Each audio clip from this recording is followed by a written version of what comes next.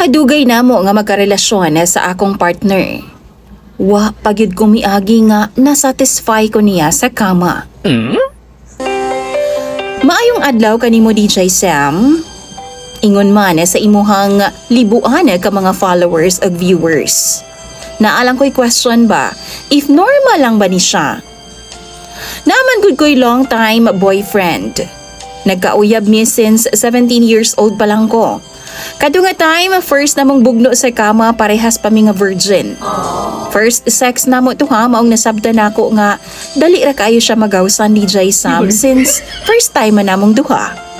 Pero until now man good, murag nagkalala naman siya. Di gyud nako ma-enjoy ang akong sex life DJ Sam kauban siya. Kabalo mo DJ Sam, bisan ka ni gunit-gunitan ng nako na iyaha before bago mi mag-sex. Matingala ko mo strong na dayon na siya. Then pila lang na niya kalihok or pila lang niya kasakyo DJ Sam, mahuman na siya. Normal ra ba na DJ Sam sa mga naay partner o sa mga mag-asawa din ha? Wa gyud ko makasabot kay mura raman gihapon o wa mi gaana-ana.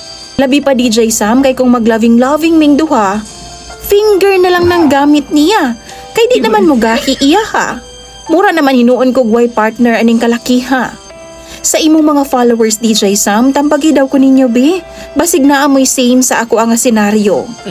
Unsa may ginabuhat ninyo para masatisfy pud mo? Daghan kaing salamat sa pagpansin aning akong problema karon. Imong follower DJ Sam, Bernadette.